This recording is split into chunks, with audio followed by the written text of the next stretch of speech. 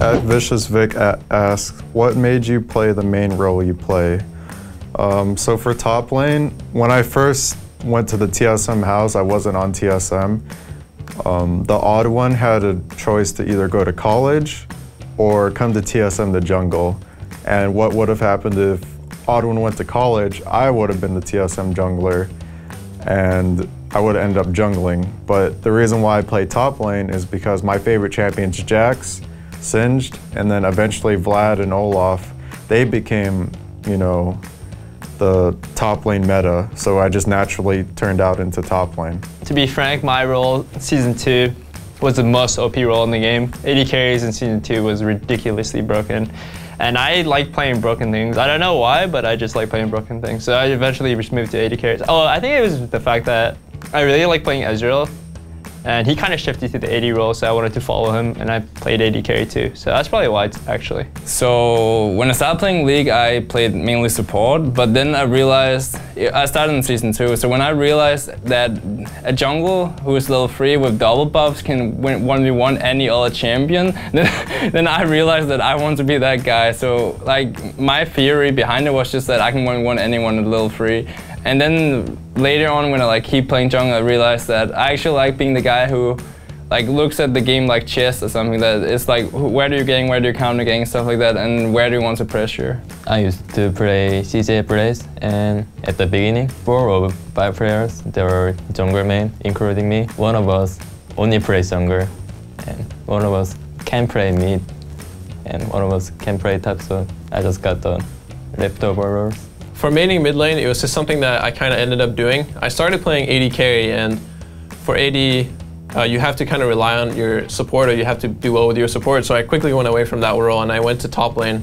And top lane back then didn't go TP, so it was very hard for me to affect the rest of the map, even though I like playing the lane. So eventually I just kind of ended up mid lane because it's a high skill lane and it's somewhere where you can really affect and you can roam on the whole map. And I felt like that was really where I could make a difference in the whole game, not just in my own lane. At Johnny Lopez, ask if you had to live in another country, where would it be and why? I feel like maybe London or something, because I've been to London once with my team back on coast, and it was like we were at Wembley Arena, and everybody I saw on the streets and stuff, they were always nice to me, and I just enjoyed being in the city, and I feel like there's a lot of stuff that I can do there. Probably Russia or Sweden. I've had really good experiences from people from Russia, and they play a lot of video games, and I've always wanted to. I visited Russia once, and I always thought it would be pretty cool to live here. There are many other countries I would like to live, but the first one I would want to live in would be Japan. One of the reasons why is anime, the culture, and the people. I think I would choose Korea because I've been there once and I really enjoyed the food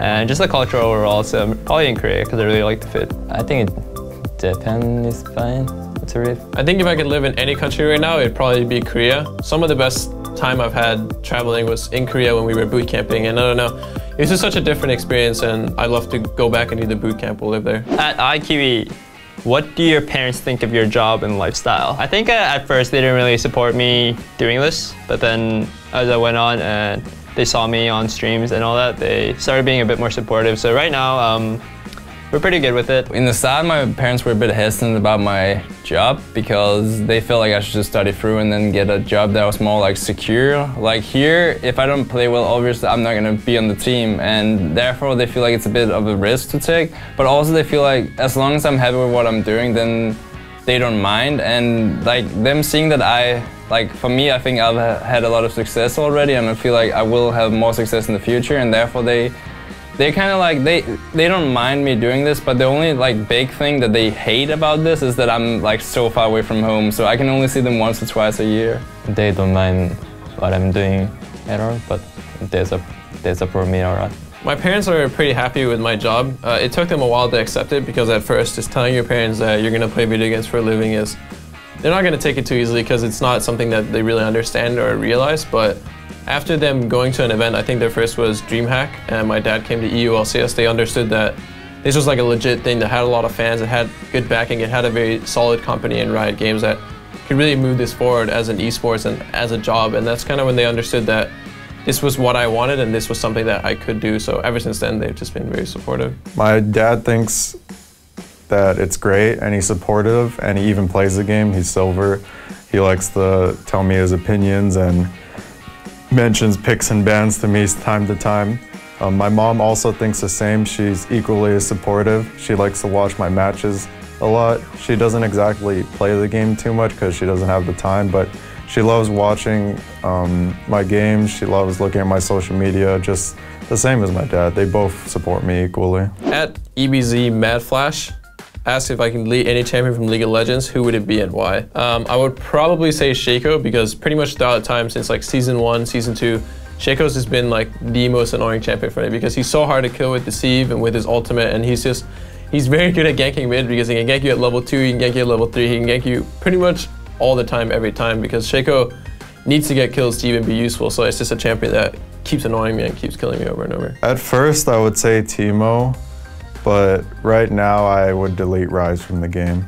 As I play a lot of AD carries and immobile mids, it would probably be some kind of a rushdown champion, probably Master Yi. I think the champion's not really well designed, and when he was good, like it was just really unfun to play against. So probably Master Yi or Olaf, these like really dumb rush at you, I'm gonna kill you kind of champion. Okay, if there's one champion that I really want to get deleted from solo queue, it's definitely Vayne, because there's so many people who like either it's a guy who never played AD carry before, or it's a guy that is like, yeah, I can just carry this 1v9, and then that Vayne will always like feed feed so much that you can never win the game, and it happens to me so often because people are like, yeah, I just want to, if I don't play my main role, I might as well play Vayne because she's fun, but like, it's not fun for the other 4 people who has the Vayne who never played the champion before. At Dark Steel Raven asks, what is your favorite game from your childhood? For me, my favorite game probably would have to be MapleStory. It was my first like really big online MMORPG that I played with friends, and I just had so much fun playing with all my school friends, leveling up,